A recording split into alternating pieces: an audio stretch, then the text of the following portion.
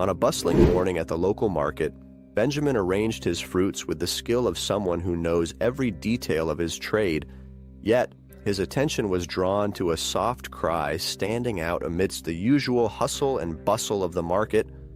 Following the sound, he found a boy with teary eyes and a dirty face hiding behind a vegetable stall. "Hey there, little one, what happened? Are you lost?" Benjamin asked, kneeling to be at the child's eye level. The boy looked at him, hesitant, and nodded. "What's your name?" "Sam," the boy whispered, rubbing his eyes with the back of his hands. Benjamin smiled, trying to reassure him. "Sam, I'm Benjamin. Let's find your parents, okay? Do you remember where you last saw them?" Sam nodded and took Benjamin's hand, trusting him immediately. Together, they traversed the market, with Benjamin asking questions at times and carefully listening to the boy's confusing descriptions of where he got separated from his parents. Finally, they spotted a distressed couple looking around, clearly searching for someone. Benjamin squeezed Sam's hand, guiding him to them. "Sam!" the boy's mother exclaimed, rushing to hug him, tears of relief mixed with smiles as she lifted him up. "Thank you, sir. I don't know what we would have done without your help." Sam's father extended his hand, grateful. "I don't know how to thank you. Do you work here?" "Yes, I sell fruits over there," Benjamin pointed to his modest stall adorned with colorful fruits. "We're thinking of starting a business in the area and need reliable people. Would you be interested in working with us? You seem to have a good heart, and that's rare nowadays." Benjamin, surprised by the unexpected offer, felt a wave of hope. Could this be the chance to change his family's fortunes? "I would be honored to discuss that. Thank you for the opportunity." As the couple walked away with Sam, Benjamin looked back at his stall. Perhaps that was the turn he so desperately needed. In that moment, he didn't know how much that simple act of kindness would transform his life. Days passed, conversations unfolded, and Benjamin closed his fruit stall to embark on his new venture, hopeful and full of energy. In the initial days, everything seemed normal. He was learning about logistics and products, often accompanied by one of the managers, Robert, a man always serious and reserved. On a rainy afternoon, while checking inventory in one of the warehouses, Benjamin heard muffled voices from the other side of a half-open door. Curious and cautious, he approached silently, not to interrupt. "Are you sure this will pass through customs without any issues?" A woman's voice sounded anxious. "Of course we've taken care of everything. The counterfeit products are at the bottom of the boxes." "No one will suspect a thing," replied a male voice, which Benjamin recognized as Robert's. Benjamin's heart raced. Counterfeit products, hidden at the bottom of the boxes. He pressed his back against the cold wall, taking deep breaths to stay calm. He knew he should leave before being seen, but his feet felt frozen in place. "And the new guy, Benjamin, does he know anything?" the female voice asked. "Of course not, and he won't. He's just a pawn, useful for keeping up appearances. If someday the police find out, we'll find a way to pin the smuggling on him. After all, the guy is a poor former fruit seller who's going to believe him." Benjamin finally retreated, running out of the warehouse, rain beating against his face as he tried to sort out his thoughts. He was in danger. His family was in danger. He needed a plan. But first, he needed evidence. He couldn't go to the police with just words. They would need concrete proof.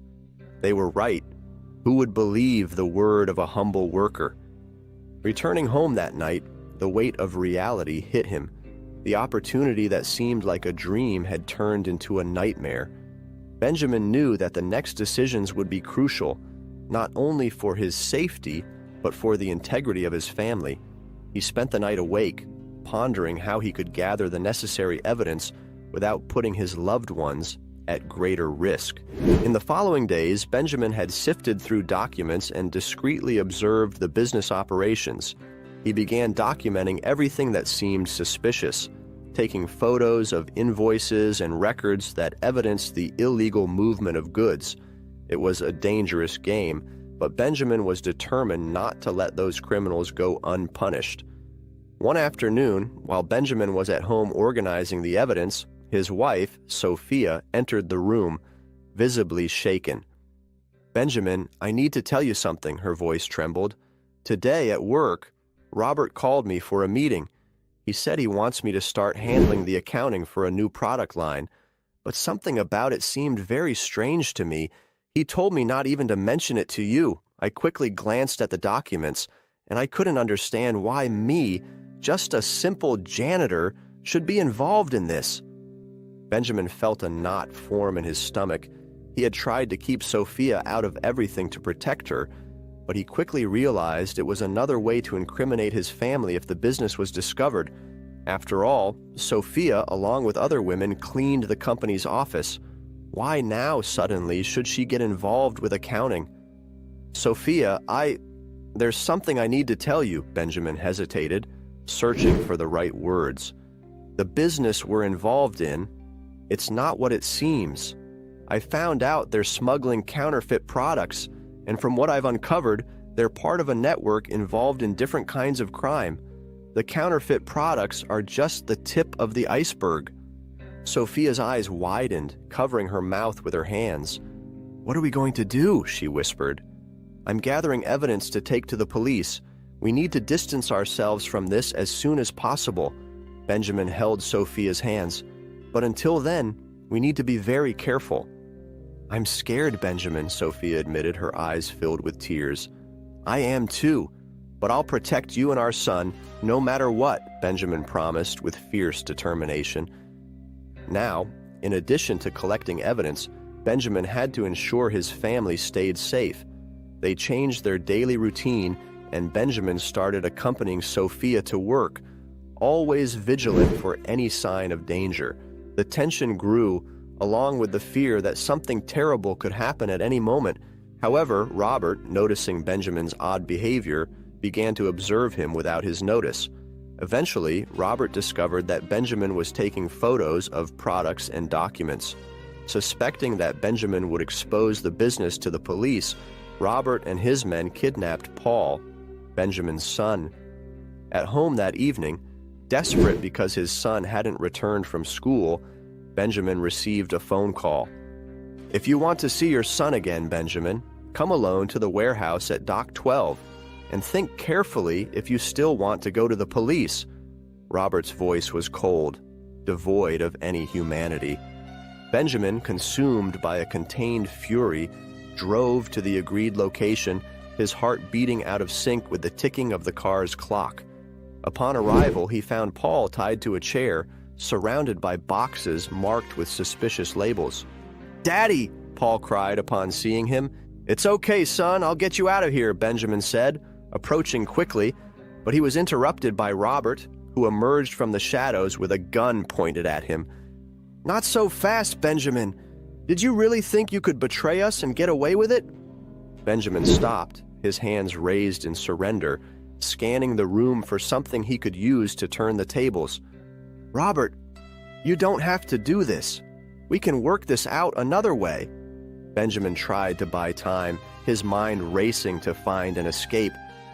"The only way out of this is for me to make you and your family disappear," Robert said, pointing the gun at Benjamin's face. At that moment, sirens could be heard in the distance. Before meeting Robert, Benjamin had alerted the police and exposed the entire scheme.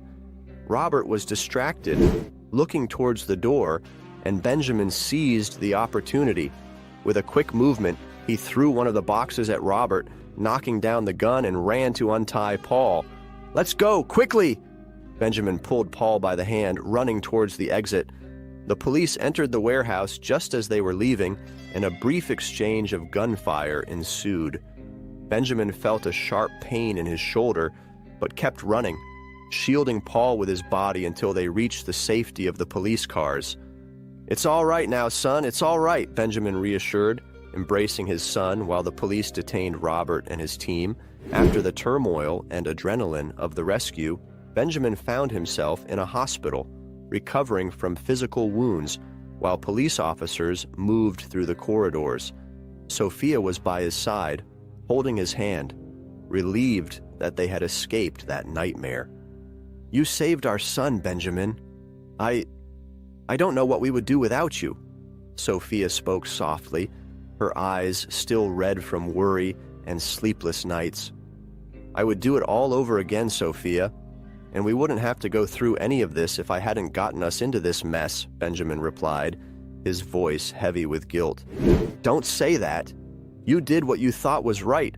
We're safe now, and that's what matters." Sophia tried to comfort Benjamin, but he knew it would take time for the internal scars to begin healing. Paul, now safe and far from any danger, entered the room with a drawing in hand.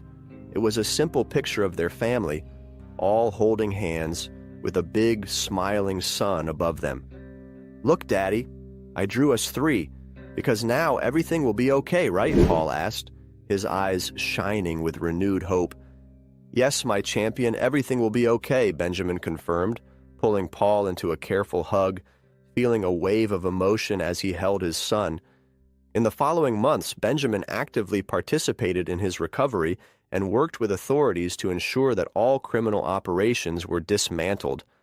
The local community, knowing his role in exposing the criminal network, treated him like a hero, despite his insistence that he only did what any father would do. Gradually, Benjamin's and his family's life returned to normal. They decided to move to a new city, seeking a fresh start away from the painful memories of the past. There, Benjamin opened a small fruit shop, returning to the work he loved, but this time in a safe and peaceful environment. "We're starting over. Truly this time," Benjamin said to Sophia and Paul as he hung the open sign for the first time in their new life. "A fresh start," Sophia smiled, holding his hand tightly while Sam played happily beside them. This was a new chapter for Benjamin and his family, built on the lessons of the past and the promise of a peaceful and promising future. Did you enjoy this touching story of courage and family? Be sure to like the video, share your comments and suggestions, and subscribe to the channel so you don't miss the next episodes. Together, we can create more inspiring and meaningful stories. Thank you for being part of Moving